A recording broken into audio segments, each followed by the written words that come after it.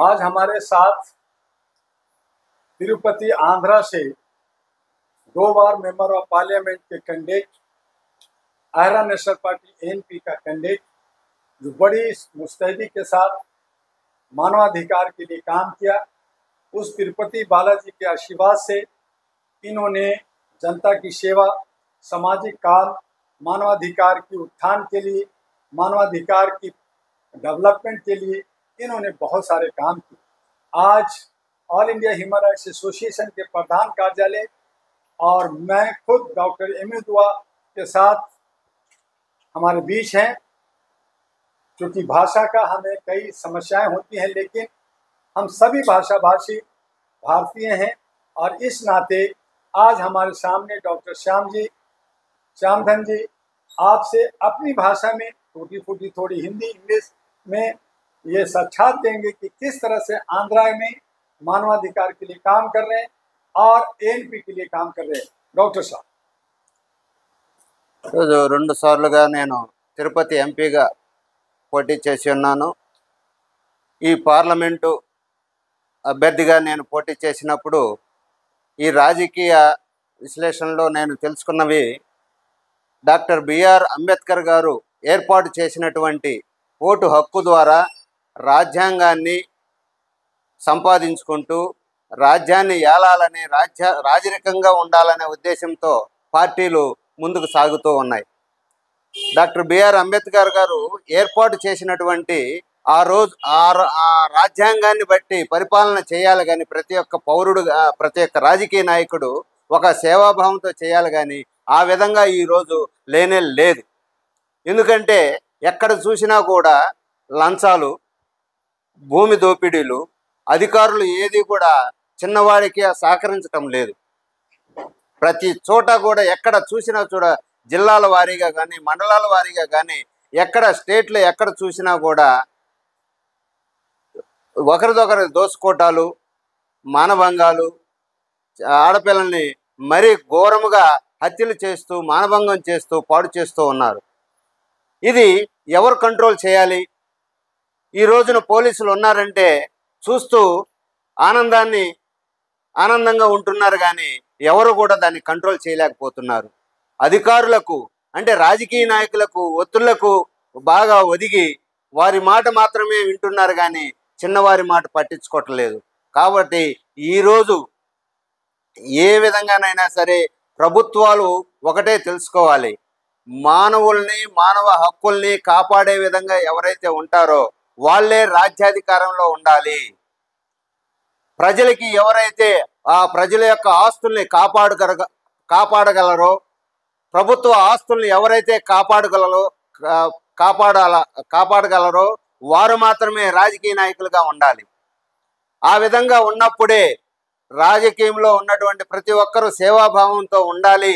కాబట్టి ఆ విధంగా ఎప్పుడైతే రాజకీయ నాయకుల్ని ఎన్నుకుంటామో ఆ రాజకీయ నాయకులు ఈ యొక్క దేశంలో ఉన్నటువంటి, ఈ రాష్ట్రంలో ఉన్నటువంటి ప్రజల యొక్క భూములు కావచ్చు, ఆస్తులు కావచ్చు, గవర్నమెంట్కి సంబంధించినటువంటి ఆస్తులు కావచ్చు, ప్రతి ఒక్కటి కూడా నిలబడుతుంది.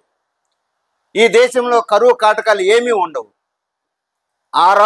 ఆ రోజున డాక్టర్ బిఆర్ అంబేద్కర్ గారు భారత రాజ్యాంగంలో ఓటు హక్కును మనకి ఇచ్చారు. ఆ ఓటు హక్కు ఈరోజు లేకపోతే ఎందుకు పనికిరాని వారంగా తయారయ్యే వాళ్ళం మనం. ఎందుకంటే ఆ ఓటు హక్కు ఉంది కాబట్టి ఈ రోజున ఆ హక్కును బట్టి అయినా సరే మన దగ్గరికి రాజకీయ నాయకులు, రాజకీయవేత్తలు మన దగ్గరికి వస్తూ ఉన్నారు. ఆ ఓటు కూడా మన దగ్గర లేకపోతే ఎందుకు పనికిరాని వారి మధ్యగా మనం ఈ రోజున ఉండాల్సి వచ్చేది. ఒక రాజకీయ పరిపాలన జరిగేది, ఒక రాజుల పరిపాలన జరిగేది అన్నమాట.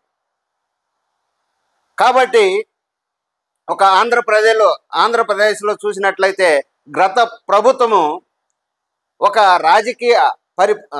రాజుల పరిపాలన వేలినట్టుగా వేలారు. ఎక్కడ చూసినా కూడా దండాలు, భూమి దండాలు, ఎక్కడ చూసినా కూడా ప్రభుత్వాల యొక్క లంచగొండితనం, రికార్డులు మార్చడం, ఒకరిదొకరికి ఇచ్చేయడం, ఈ విధంగా చేసి వారిని తన్నుకునేటట్టు, గుద్దుకునేటట్టు, చంపుకునేటట్టుగా చేసి అల్లకల్లోలం చేస్తూ ఉన్నారు. అందుకనే ఆంధ్రప్రదేశ్ ప్రజలు ఒక మొన్న ఎలక్షన్లో జరిగినటువంటి ఎలక్షన్లో కూటమికి మంచి మద్దతు ఇచ్చారు. ఎందుకని ఇచ్చారు? ఇటువంటి కార్యక్రమాలు, ఇటువంటి బాధలు పడలేక, అది చెప్పుకోలేక, అధికారులకు చెప్పుకోలేక ఎన్నో బాధలు పడి మనకి ఈ ప్రభుత్వాన్ని ఈ రోజున ఎన్నుకోవటం జరిగింది. डॉक्टर साहब, मैं ये जानना चाहता हूँ कि आज जो चंद्रा गारू जी और आपके इससे पहले जगन बाबू जी, जो गारू जी जो आपकी सरकार चला रही थी, उनके बीच में क्या कमी रह गई कि चंद्रा जी को डाला गया और उनको जिताया गया? क्या इनसे आप उम्मीद करते हैं कि स्टेट डेवलप करे? వైఎస్ఆర్సీపీ పార్టీలో ఉన్నటువంటి జగన్ గారు ముఖ్యమంత్రిగా ఉన్నన్ని రోజులు నవరత్నాలు అనే పథకాలు తీసుకొని వచ్చి ఒక్క నవరత్నాల వరకే చూపిస్తూ వచ్చారు. కానీ అభివృద్ధి అంటే డెవలప్మెంట్ అనేది ఏపీలో ఎక్కడా జరగలేదు. హింసాకాండ జరిగింది. పోలీసు వ్యవస్థల్లో ఎవరో కూడా చిన్నవాడికి న్యాయం అనేది ఎక్కడా కూడా జరగలేదు. పోలీస్ స్టేషన్కి వెళ్తే పెద్దవాడికి, రాజకీయ నాయకుడు ఎవరైతే ఉన్నారో వాళ్ళ చెప్పిన మాట వింటున్నారు. కానీ ఎక్కడా కూడా చిన్నవారికి న్యాయం జరగలేదు. डॉक्टर साहब, अगर आपको चीफ मिनिस्टर बना दिया, you are the chief minister of Andhra Pradesh, आप क्या करें? అదే చీఫ్ మినిస్టర్గా చంద్రబాబు నాయుడు గారు మన ఇటీవల కూటమి ద్వారా ఎన్నికైనారు. ప్రజలు ఎంతో మెజారిటీతో ఆయనకి పదవిని కట్టబెట్టారు. అయితే ఇప్పుడు గత వైఎస్ఆర్సీపీ చేసినటువంటి పనులన్నీ కూడా చూసుకుంటూ వస్తూ ఇప్పుడు అభివృద్ధి చెందాలి అని అంటే ఒక్కోటి అంటే 50 రోజులు 50-60 రోజుల మధ్యలోనే ఇప్పుడు ప్రభుత్వం అధికారంలోకి వచ్చింది. ఈ అధికారంలోకి వచ్చిన తరువాత కొన్ని ఇంప్లిమెంట్ చేసుకుంటూ వస్తున్నారు. ఎందుకంటే 10 సంవత్సరాలు ఎటువంటి రాజధాని లేకుండా పరిపాలన చేసినటువంటి దుర్భర స్థితిలో రాష్ట్ర ప్రభుత్వం ఈరోజు ఉంది. చూడండి, 10 సంవత్సరాల్లో రాజధాని లేదు ఏపీకి. ఎవరైనా ఆ విధంగా ఉంటారా? ఒక రాజధాని లేని పరిపాలన 10 సంవత్సరాలు జరిగిందంటే ఎంత దుర్భర స్థితిలో ఏపీ ఉందో ఒకసారి గమనించండి. దానిని నిర్మూలన చేయడానికి ఈ రోజున ఎప్పుడైతే ఎన్డీఏ కూటమి ప్రభుత్వం వచ్చిందో రాజధాని పనులు చకచక జరుగుతూ ఉన్నాయి. ఒక రాజధాని మన ఏపీకి ఉండాలి అనే ఉద్దేశంతో చంద్రబాబు గారు ఇప్పుడు ఈ రోజున అమరావతిని డెవలప్ చేస్తూ ఒక రాజధానిని ఏర్పాటు చేయటం జరుగుతూ ఉంది. అట్లాగే అభివృద్ధితో పాటు 6 రకాలైనటువంటి పథకాలు పెట్టడం జరిగింది.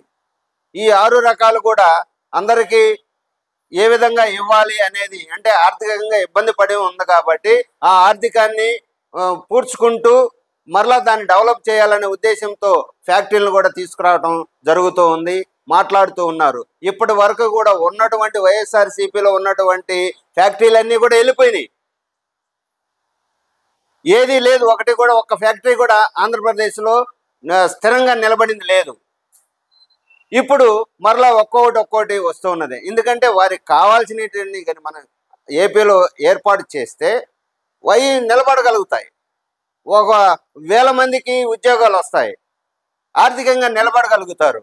కానీ ఎటువంటి ఉద్యోగాలు లేవు. ఇప్పుడు ప్రతి ఒక్కటి దోపిడీ, ఇసుక దోపిడీ.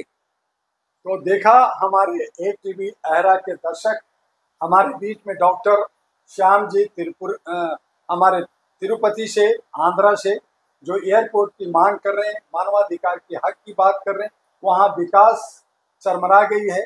चाहे वो जगन की सरकार रही, उन्होंने गलत किया, जिसकी वजह से आज चंद्रबाबू रेड्डी साहब वहाँ मुख्यमंत्री आज हैं और उनसे उम्मीद है कि वो विकास की बात करेंगे। लेकिन अगर उन्होंने विकास की बात नहीं की तो doctor Shyam ANP era national party का झंडा को फहराएंगे। वहाँ मानवीय मूल्यों का, मानवता का, इंसानियत का झंडा फहराएंगे और हक अधिकार को दिलाएंगे। तो आप इसी तरह से, चाहे वो तेलुगु हो, चाहे तमिल हो, चाहे मलयालम हो, चाहे कन्नड़ हो, चाहे उड़िया हो, चाहे बंगला हो, चाहे आसामी हो, चाहे मराठी हो, आप हर भाषा में आप एएनपी अहरा पर संवाद सुनेंगे और इसी उम्मीद के साथ आपसे विदा लेंगे और आपसे चाहेंगे कि एएनपी अहरा को सब्सक्राइब कीजिए, लाइक कीजिए और फॉरवर्ड कीजिए और भारत के तमाम साथियों को एक साथ जुड़ता हुआ देखिए। जय हिंद, नमस्कार। डॉक्टर दुआ साहब का नमस्कार। नमस्कार।